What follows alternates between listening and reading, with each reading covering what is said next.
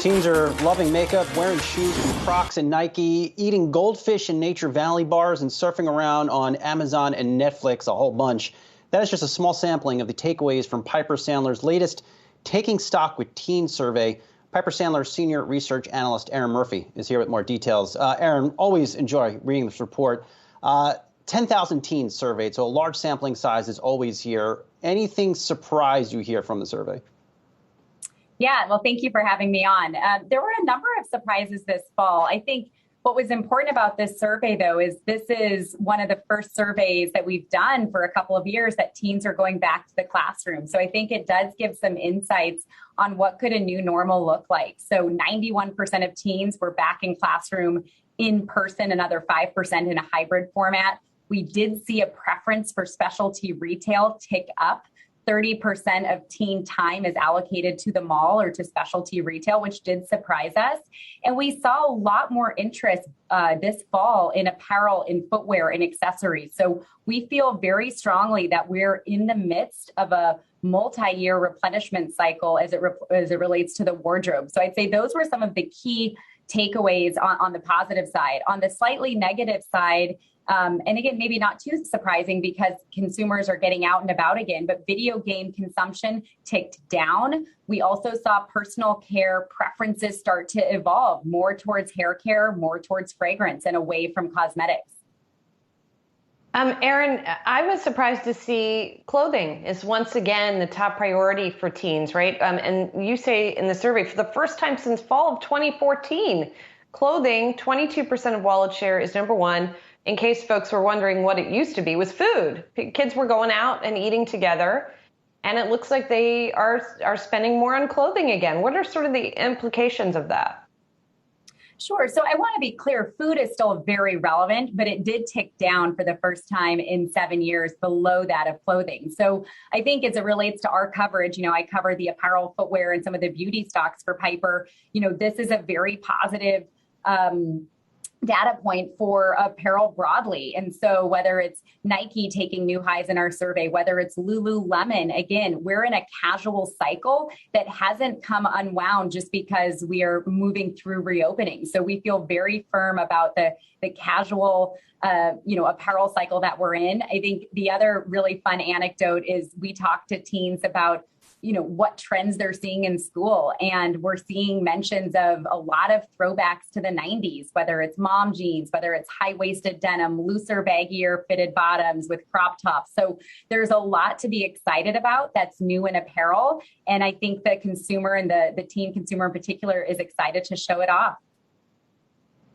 Erinn, no way I'm going back and purchasing a few pair of Jinko jeans. I'm not reliving my 90s childhood and early 2000s. I'm not doing it. I refuse to. What is also interesting to me is that the survey pointed out 75% of teens are in households that have been vaccinated. That is up from 30% in the spring. As you look to the holiday shopping season, this has to be an incredibly bullish point.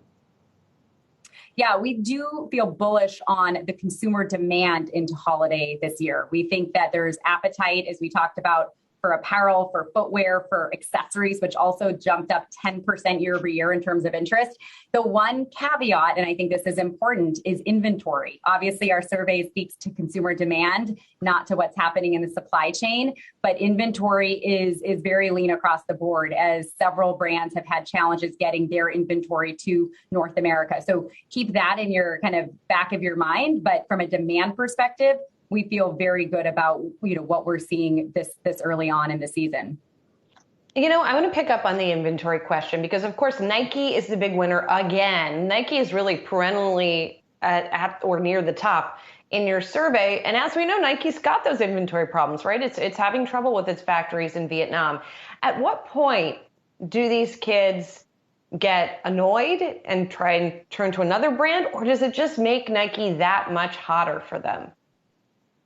It's a great question. I think the brand speaks for itself in our survey, hitting the top apparel brand again for 11 consecutive years, the number one footwear brand at 57% share, and even Converse, which Nike owns, picked up 300 basis points. So we think the scarcity historically has driven the model. Clearly, if you can't find any product, that's a problem. But there's a lot of secondhand platforms out there. StockX was the #3 preferred website for male teens. So there's a lot of interest in the brand that you may get not just from the primary market, but the secondary market, which I think is a positive. I'd say more importantly, obviously, post the last quarter, we do believe that they appropriately cut their guidance for the balance of the year and really kind of took a scorched earth scenario to it. So from here, we do think this is a buying opportunity. We think the supply chain, while pressured right now, will be transient. And the fact that this brand time and time again hits the top of this Gen Z demographic is the more relevant point here. Erinn, I have 60 seconds left and 2 questions for you, so I have to be quick here. 9% of teens in the survey claim to have traded crypto. What do you make of that? These teens are digital. They are figuring things out. I think of that 9%, close to 80% were male. So it will be interesting to see how this changes going forward. The other really interesting stat was on NFTs. So there was a similar kind of high single digit interest of more teen male purchasing NFTs. So a whole new set of kind of asset classes are emerging for this young generation. And Erinn, lastly, this is blowing up on my Twitter feed. I tweeted it out there. Why the popularity in goldfish? My goodness, that's a great question for Michael Lavery, who covers it. But teens like to snack. I think they've been sitting at home for the last 18 months, and it is a top trend. But more on that later. We'll have to dig into if it's more of a TikTok trend. I would say that seems to be the golden wand that flashes across our survey and makes things move higher. Always awesome work here. For the record, I am not a goldfish fan. Piper Sandler Senior Research Analyst Erinn Murphy. Good stuff as always.